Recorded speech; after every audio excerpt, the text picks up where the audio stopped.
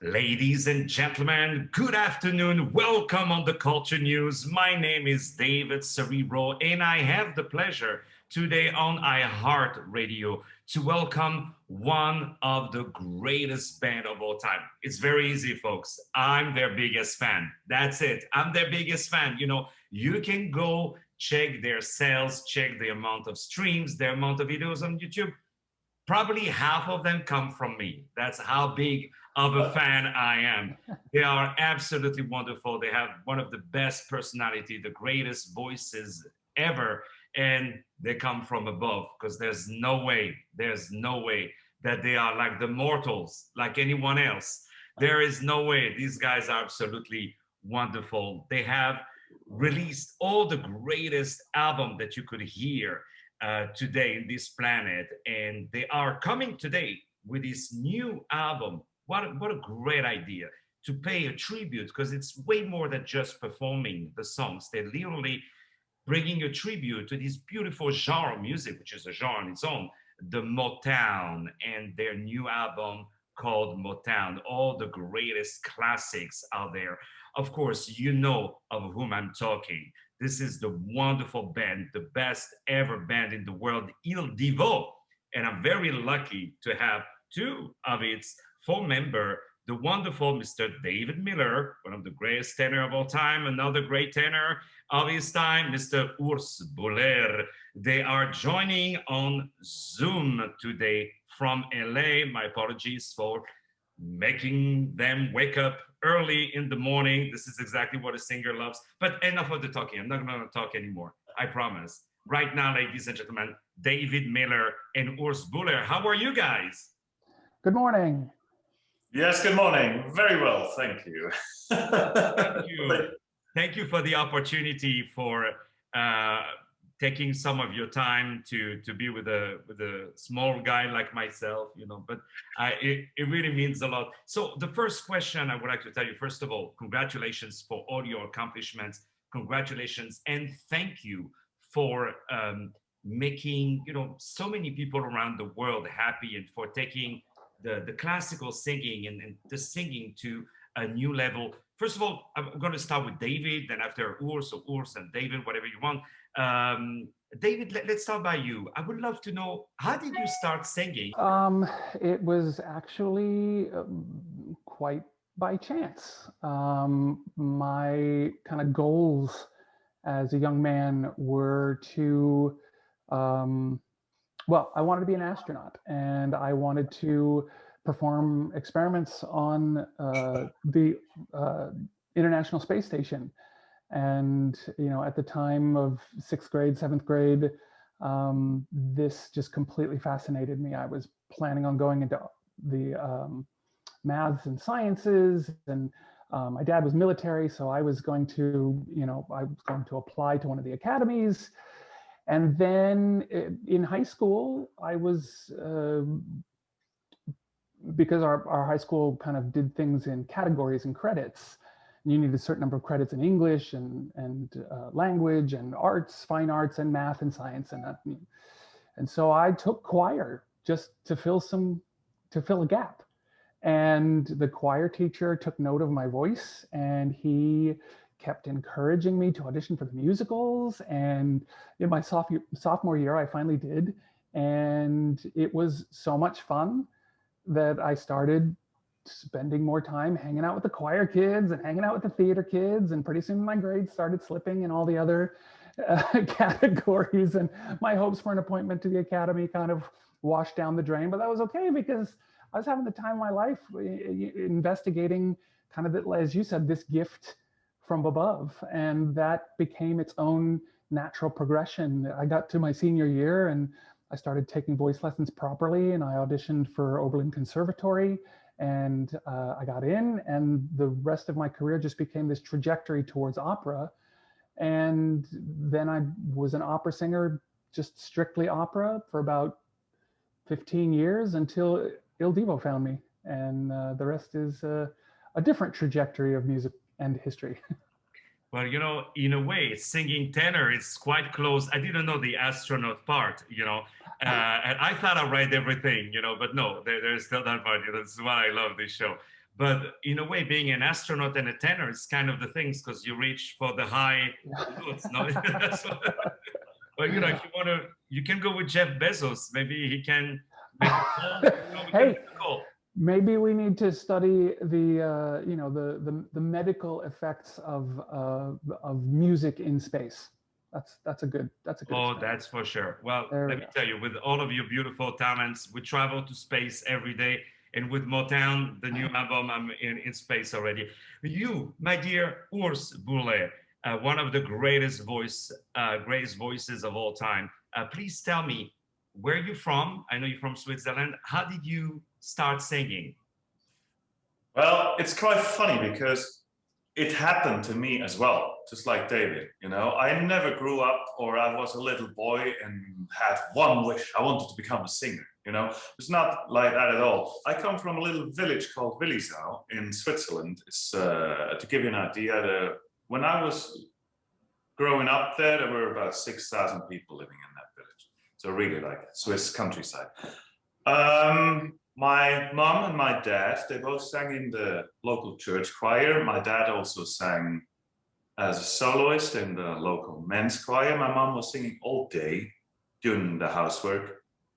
And when I was about 7 or 8 years old, they created a children's choir in the village I come from. So my brother and me, we joined.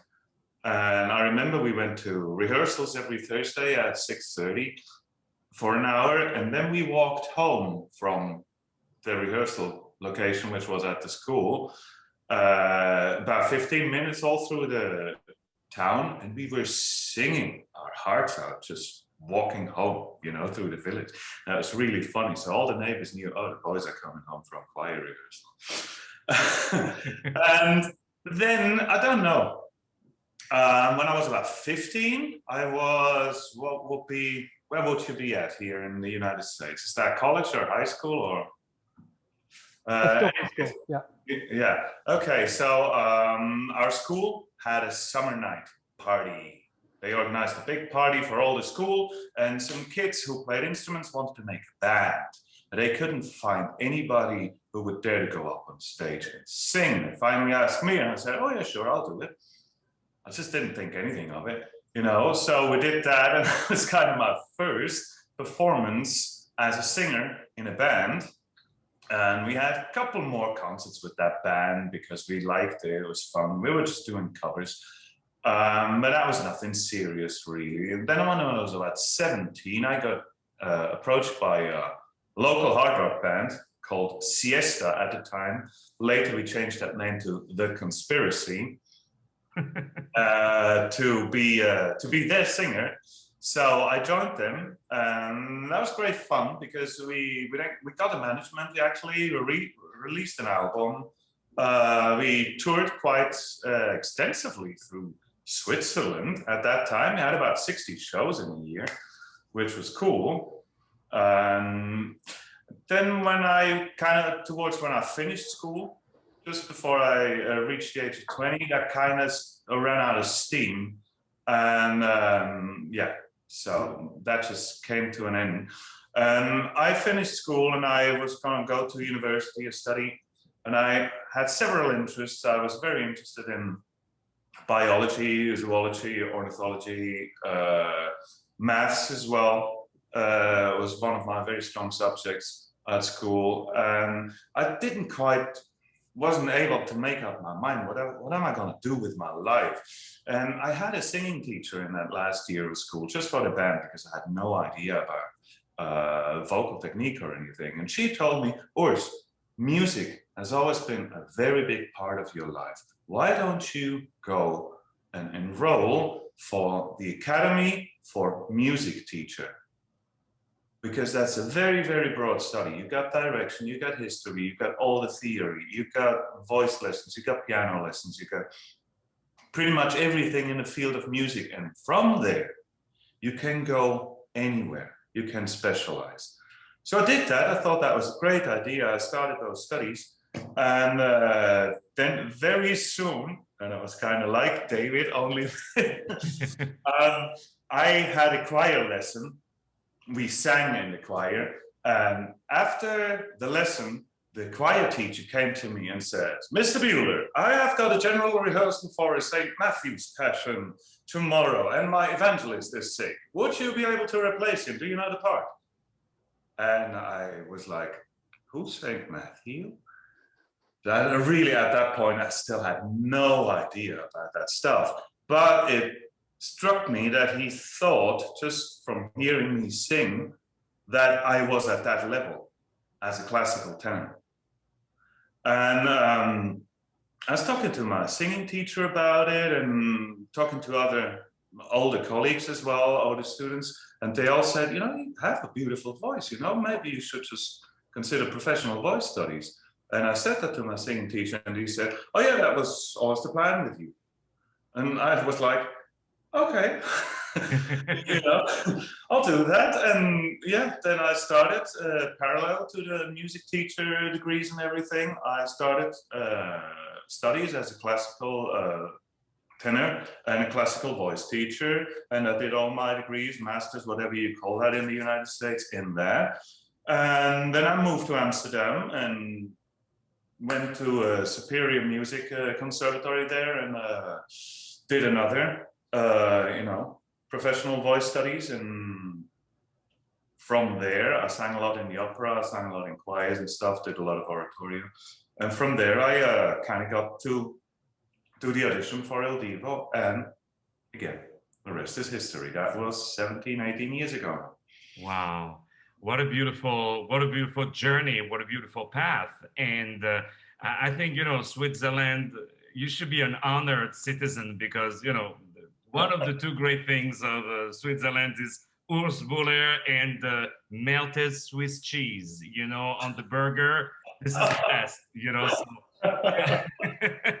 They should, you know, when we land in Switzerland, there should be, I think, your photo everywhere saying, you know, because you're making the country so proud. Of course, I say hello to Sebastian Izambar and to Carlos Marin, who excused themselves for today. I will say hello, of course. So fast forwarding to these phenomenal, because I could spend days talking about all you guys have accomplished, but fast forwarding to this gem, to this wonderful album, Motown.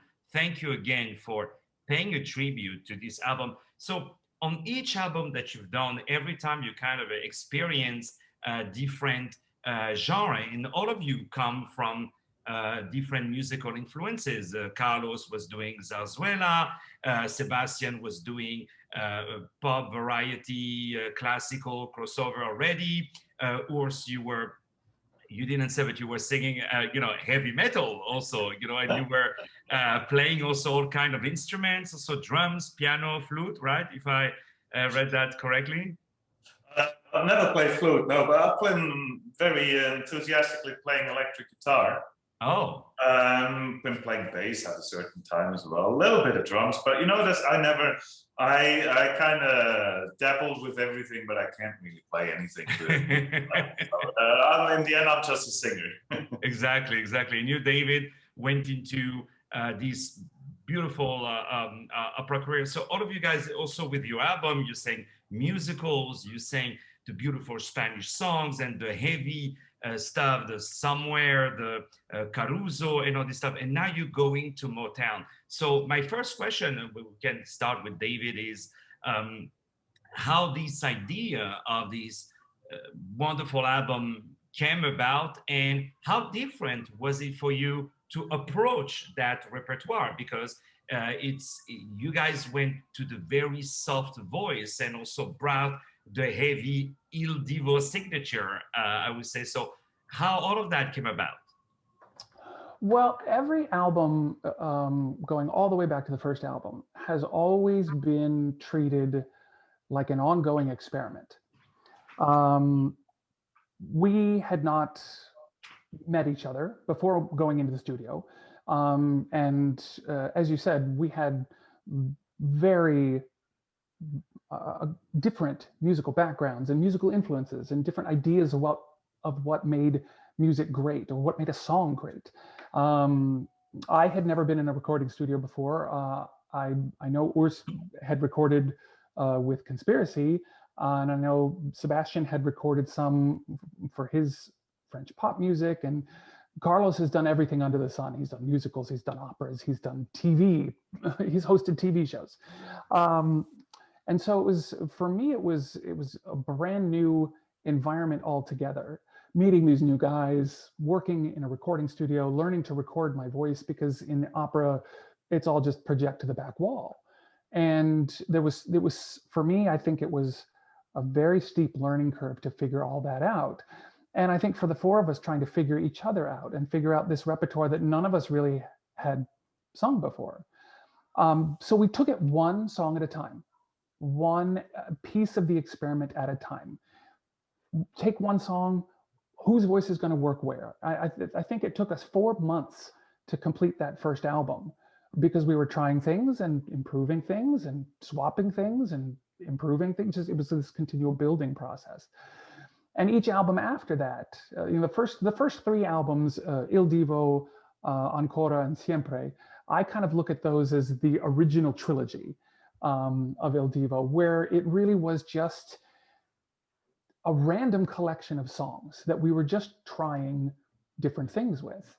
And after that, that was kind of, if you could call it a template. I don't want to call it a template, because still, even with these new Motown songs and with every song we attempt, there is no fully formed template. We have an idea of what we sound like now, so it's not completely random, but we still try different things. We try different configurations, and we always, number one most important thing that we do is to be in service of the song. There's a certain amount of trying to figure out what's going to work best for us and our voices. But ultimately, in doing that, it's because we want what's best for the song.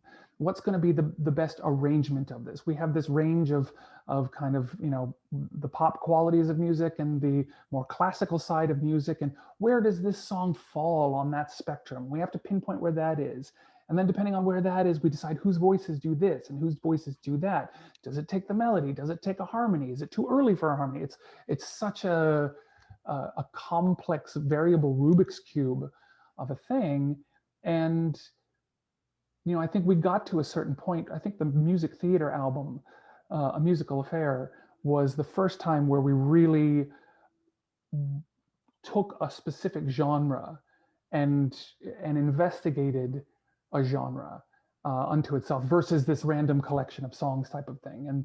And Amor y Pasión was the next attempt at solely focusing in on a genre. And then we went back to Timeless, and that was kind of the random collection. So we kind of juxtapose this. Does it work to be in a singular genre, or is it better to, and we're always investigating, we're always trying to further the experiment. And for me, the Motown idea, if I remember correctly, the idea was that we were coming up on the 20th, we were coming up in 2020 on the 60th anniversary of the creation of the Motown label. And we wanted to really investigate this, because there was a momentous reason to investigate this fantastic music. And this was, we started that process in 2018, 2019, in time for 2020. And then obviously 2020 hit, and everything just came to a grinding standstill, and us along with it, along with the rest of the world. So we had to push everything back. And finally we got to 2021, and we're a year late, but happy birthday, Motown. And here we are. We have a collection of songs that we're very proud about. They are a tribute and a celebration of this fantastic music. And I think there's a great deal of optimism that is woven into the fabric of this music that I think the world really needs right now. So I think it couldn't be better timing. You said it beautifully. You say you're a year late, but I think it arrived perfectly, because when I hear these songs, I hear like a renewal of things, a reminiscence almost of spirits, of love, and brothers, sisters, we're going to be together in this. So it came up at a time that we in the summer, right before the summer. So I know when I'm going to listen, when I'm going to drive in the south of France. That's the album Motown. Don't worry, ladies and gentlemen, we are going to listen a lot of the album until you guys have a full ear of it. You know all the songs by heart. I have today the wonderful David Miller and wonderful Urs Buhler from Il Divo. So, my dear Urs, tell us also how was your approach, also singing wise on these song, and you being born in Switzerland. How did you regard these? I would call it American classics. Well, I didn't know most of these songs and some of the other versions because these are obviously classics that are being played all the time everywhere, you know. However, I did not have really any idea, or I wasn't in touch any deeper with the genre, just in general. And I was very skeptical about how we're going to do this because it is kind of the furthest step away we've done from a classical crossover format, if you want to call it such, in Il Divo, because it's got much more up-tempo, much more rhythm and all of that. So yeah, I was really wondering before we started on this project, how are we gonna take these songs and pull them over to Il Divo terrain and make them still sound credible, sound like Motown, you know? Because we obviously always, kind of since the beginning, we had to walk that fine line where, let me say it like this, it's very easy to sing a popular song with a classical voice and make it sound like a caricature. Mm. You know, and you don't want that to happen in no way. And for me personally, with this Motown repertoire, when I went into the studio and recorded my parts, I approached it from like a complete natural way. So let's say I went almost to record in a way like when I recorded my album with The Conspiracy 30 years ago. I did not think of, this is my classical technique, this is where I place my voice, and whatsoever. I just thought, I'm rested, I'm well hydrated, I listen to Marvin Gaye, I listen to Smokey Robinson, there comes my line, I let it out, see what's happening. And it worked brilliantly, actually. It was a lot of fun. I mean, it's like always when I work with our producer, you know, you start somewhere and you think, oh yeah, there's something nice in there, you know, let's take it that way. And, you know, and we'll adapt it a bit more to the voice that comes before. We, you know, we build it up a bit more because then the guy who sang after you, you know, has got more power in his interpretation there. So it's always a bit of that juggling around. But actually, it worked brilliantly, just not to think too much about it, just literally approach this music from a gut feeling, which is not very much what I'm used to do, because I'm Germanic, I'm very cerebral, I'm very technical normally when I sing, that's where I feel most at home. But it worked on this one, and it was great fun. I'm looking very much forward to doing this on stage. We've only had very little experience with that. We've done a live stream a few weeks ago, and we sang 2 of those songs, and we enjoyed the hell out of it, actually. So, because it's just, yeah, it's got a totally different flavor, and it's going to add something to an Il Divo live concert, which we've never had before. So, yeah, very, very excited about all that. But it is definitely a gem, and you said it perfectly, Urs and David. Is amazing how your voices are so versatile, how you can navigate into not only different genre but also different colors. You know, in a mountain high enough, by example, you can go, you know, very like popish, you know, like it's dancing. I can't wait to see you guys on stage singing that. Like the audience will go nuts, you know. That's a good finale. Like I can hear everybody standing.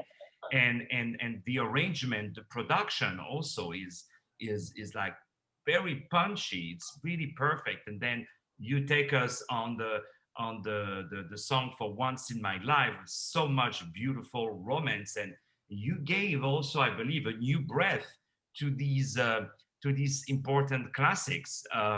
And you know, like Una Furtiva Lagrima, all this stuff, you know, you brought to the same, I would say, standard level these beautiful songs, My Cherie Amour, and there are so many great standard in them. The tracks of My Tears, My Girl, I Make Love to You, River Deep Mountain High, I'll Be There, Reach Out, I'll Be There, Say You, Say Me, etc. Only great classics. So what do you think before we start to say goodbye to each other? Because you guys are so nice, and I appreciate your time. I don't want to take too much of it, but what do you think is the Il Divo touch? And also, there is something that I admire, you know, as a singer myself, because the singing is like perfection. How you manage to bring the operatic voice with the mic that is here, because usually, as you said it, David, usually, you know, the mic is on the last row, you know, of the house. But how you manage that kind of a new approach of singing, because you revolutionized it. And what I really admire is how you guys can remember who is singing which part at which moment of the song, because it's more difficult to sing that phrase here than the phrase there than to sing the whole thing. And also the harmony, like you guys came up with harmonies on that album. I'm like, it's just gorgeous. So these three questions in one, I apologize. For you, David. I think the answer is yes. Well, it's again, it's one of those things that I remember going back to even the second and the third and the fourth albums. After the first album came out, and we really didn't take much time to think to ourselves, oh yeah, we did it, we've arrived. It really was kind of, all right, what's the next song? How are we going to break this down? How are we going to balance this? And it was really a balancing act between, you know, where on the scale of pop and opera, where's that balance? On the scale of each one of our voices, you know, we want to make sure each one of the voices is featured and give them roughly, you know, 25% to show up and do their own thing. But then we also have to, you know, come together as a group, and we straddle that balance between a solo moment and a group moment, and we straddle the balance of, you know, which languages should it be in. You know, the first album had four different languages on it, of English and Italian and Spanish, and I think French was on the first album. I can't remember if it was first or second album, but you know, where is the balance in the languages? And it's always been kind of a song to song thing. There is no formula for it. And I think different producers would use different microphones to ideally find that what is the most ideal quality for his voice? What's the most ideal quality for his voice? Because my voice is going to resonate different than Carlos. It's different. It resonates different than Urs or than Sebastian, and vice versa with all the guys. Everybody has a different resonance point. So to answer your question, I really don't know how we have arrived, because it's been such a slow and steady process of getting from 17 years ago to here, that there's no one moment along the way to really clock where that's where it happened. And so when you guys record, do you record the four of you in different booths, or you have audio mics close to each other? You need to hear you guys, or you all record, you know, having headphones? Like how does it work, the recording process on that particular wonderful album of Motown? No, we do record individually, and we've always done that because you kind of have to. Otherwise, you cannot you cannot mix it properly. You know, you have each other's voices bleeding into each other's mics, and you can't really do that, you know, otherwise you cannot get a proper signal out of that. And it's impossible to mix an album like that, you know. Yeah, just had to get used to it. It was a very, very slow learning curve for me. It was easier than singing live, actually. I thought singing live with the classical voice in the microphone, I struggled with that for many, many years on the tours. And I've only got my head or my body or my voice around that a few years ago that I really feel confident with it. But I mean, I think all that stuff, and like David said, all that slow experimenting development has made Il Divo what it is. You know, I was just talking to somebody yesterday. I met a fan yesterday. It was great fun. And he was just asking me kind of, yeah, all these basic questions as well. And I said, you know, in the beginning, the record company, Simon Cowell had the idea. So the record company got us together. They kind of, I mean, they listened to us. They listened to our opinions, but they still had kind of the final say. We want you to do this, we want you to do that. But that's many, many years ago now. And it's many years now since we know that the four of us are Il Divo. And what we do and the way we do it, that makes Il Divo. Yeah. And I think that's the most important step that happened. Again, in a very slow process, but that happened in the development of this band, that we really realized Il Divo is David, Sebastian, Carlos, and Urs. And it is Il Divo because of David, Sebastian, Carlos, and Urs. And if there was anything else in that configuration, it would not be Il Divo. Might be something else, might be something great, but it would not be Il Divo.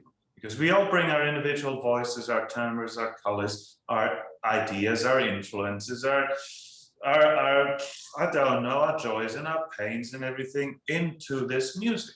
And that's just creates something which is unique. It's always been, and I think it's become more unique over the years because we got confident to let our own individualities influence the final product more. I think, yeah, we've been asked that question very, very many times, you know, what is Il Divo? What makes Il Divo? And that's it. Just the four of us being individually thinking, feeling, and interpreting artists and joining these four forces together. Definitely, this gorgeous album, Motown. So let me be very clear to David and Urs. I'm gonna go to knock on every single door in New York City to be sure that they're listening to Motown, to the album Motown. So I'm starting in my building, you know, on 48th Street. So please, everybody in the building, make sure you're listening to Motown, you know.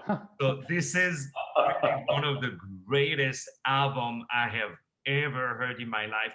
All the albums of Il Divo are great, but this album, it's for really for everybody, you know. It's so unique. The songs, it's for all kind of mood. You hear really the sun in the voices, which you hear also on a lot of songs, but of previous albums. But this one is really a sun shining in your ears. It's really honey for the ears. The technique, the singing is absolutely beautiful, and how these four singers combine themselves is absolutely unique. The beautiful album Motown. Finally, last question before I let you guys have a breakfast and have a life, you know. I wanted to know, so do you guys, you know, you guys must know each other more than maybe your own, you would know your own brother or your own, you know, family member, because you guys travel so much together. You guys share your pain, your laughs, your cry, your anxiety, anything that we can have as an artist, as a performer.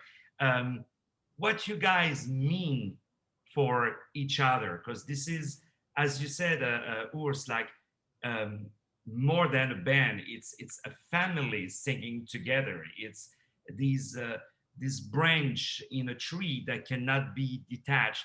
what you guys mean for each other. David. That's a very interesting question. I think there is something that goes, as you said, it's spending so much time with each other, having so many experiences, not only musical experiences of all these wonderful highs of creating kind of album after album and getting confirmation after confirmation that what we're doing works.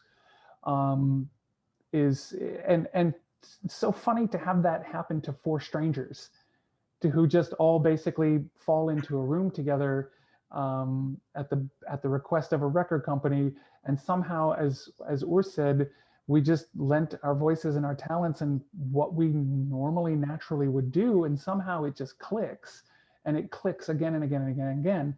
To have this kind of confirmation that the work we do together musically has such an impact. There's a bond that is created with that it's not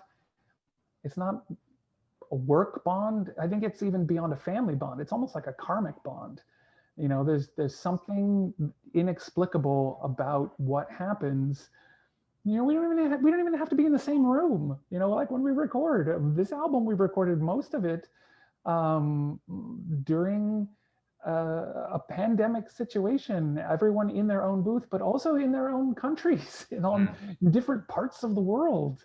And it still has the same deep impact that it just seems undefinable. And I think that where it goes from here really just, it could be anywhere. And as long as the four of us stay, you know, linked as brothers in music, it's going to be powerful. Absolutely. What about you, Urs? Yeah, it's, you know what, in the end of it, Il Divo, and that meaning, David Miller, Carlos Marin, and Sebastian Izambar have been the most important part of my life. Wow. Because the fact that I met these three gentlemen and that I spent time together and that we've worked so hard together for so many years, that has had by far the biggest impact on my life, on my future ever from 2004 onwards.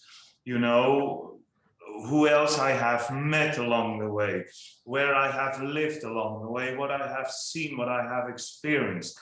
All of that is a result of me joining Il Divo in 2004 and meeting my three other colleagues.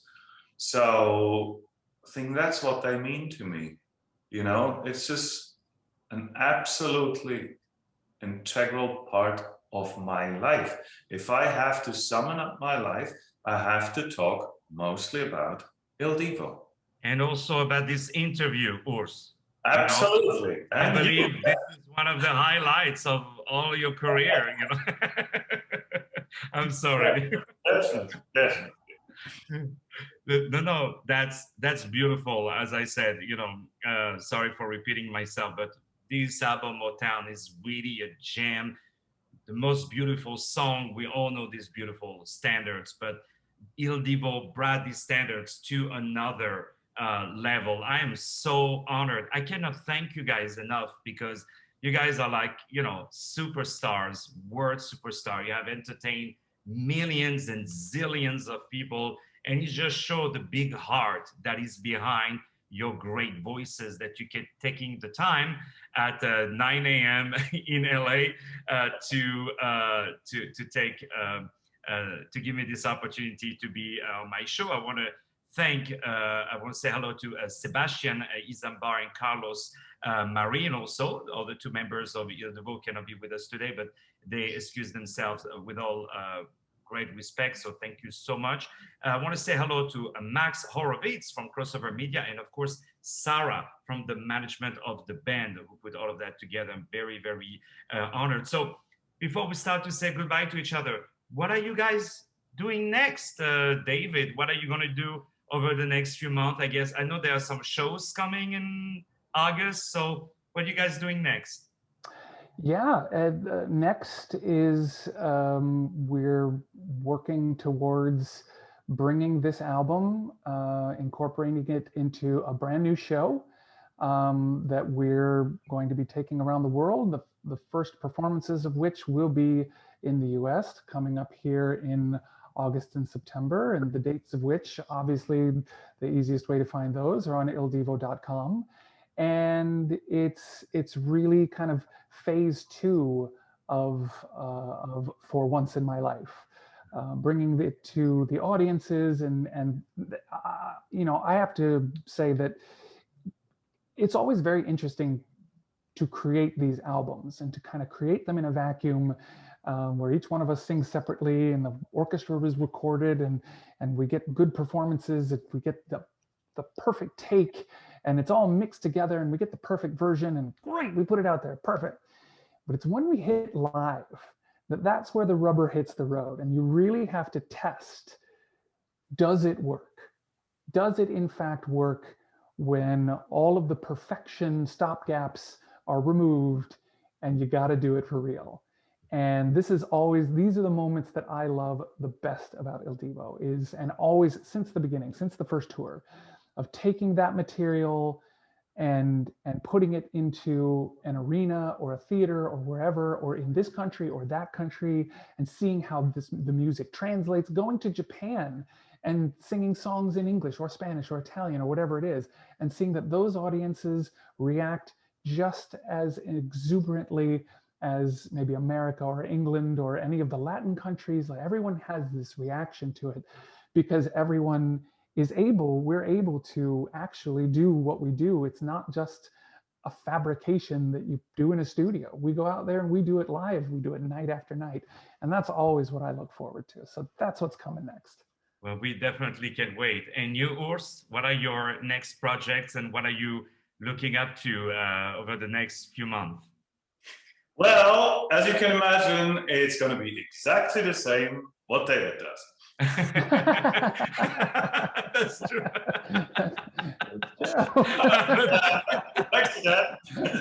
Next to that, we're just about, that's why Carlos isn't here. Carlos is actually recording today because we got a little tiny, very interesting collaboration going on at the very moment. I'm going to go in the studio on Friday and record my parts. Wow. I can't really say anything else about it.